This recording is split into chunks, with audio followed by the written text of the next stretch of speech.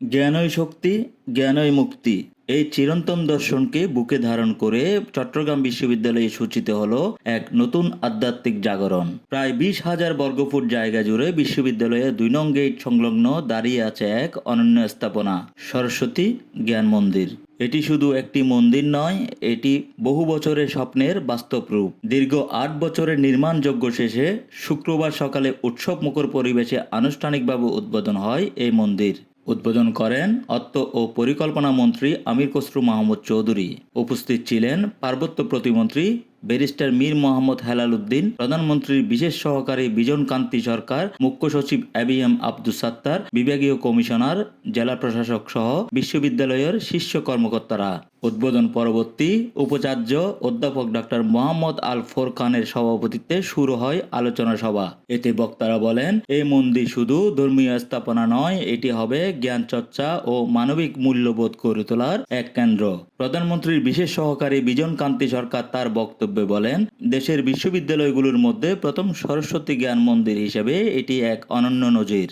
ভূমি ও পার্বত্য প্রতিমন্ত্রী ব্যারিস্টার মীর মোহাম্মদ হেলাল উদ্দিন বলেন, আমরা এখানে কোনো ধর্মের মানুষকে, কোনো বর্ণের মানুষকে আলাদাভাবে দেখতে রাজি নয়। আমরা সকলেই এই অঞ্চলের মানুষ, আমরা হাটাজারির মানুষ। আমরা হাটাজারি এবং বাইজিদের উন্নয়নে যা যা করার দরকার ইনশাআল্লাহ আমরা সেটা করব।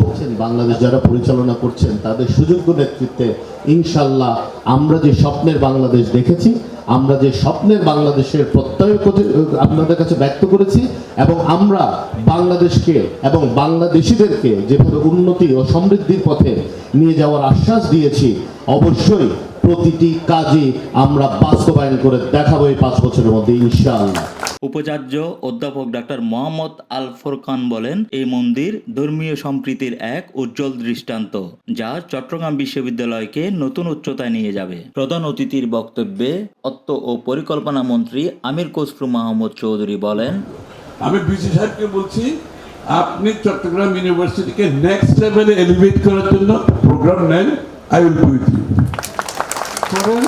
Let us make this one of the finest institution in the world. Let us do that together. অন্তত আমরা যতদিন আছি আমাদের পক্ষ থেকে, আমার পক্ষ থেকে অন্তত আমি বলতে পারবো, আমি সার্বিক সহযোগিতা দেব। আমরা সবাই মিলে এই কাজটা করি। 8 বছরের পথ পেরিয়ে আজ দাঁড়িয়ে গেছে এক দৃষ্টিনন্দন স্থাপনা। এই মহতী উদ্যোগ বাস্তবায়নে মূল অর্থায়ন করেছেন দানবীর অদুল কান্তি চৌধুরী ও অনিতা চৌধুরী। অনুষ্ঠানে উপস্থিত হয়ে অদুল কান্তি চৌধুরী তার অনুভূতি প্রকাশ করতে গিয়ে বলেন, এমন একটি পবিত্র কাজে অংশ নিতে পারা আমার জন্য এক বিরল সৌভাগ্য। সরস্বতী জ্ঞান মন্দির এখন এক নতুন পরিচয়। এটি জ্ঞানের আলো, সংস্কৃতির ধারক আর মানবিক মূল্যবোধের এক আলোকিত কেন্দ্র, যেখানে প্রতিদিনের প্রার্থনার সঙ্গে জাগ্রত হবে চিন্তা, বিকশিত হবে চেতনা আর নির্মিত হবে এক আলোকিত ভবিষ্যৎ। রাজীব সেন প্রিন্স, চট্টগ্রাম সংবাদ প্রতিদিন।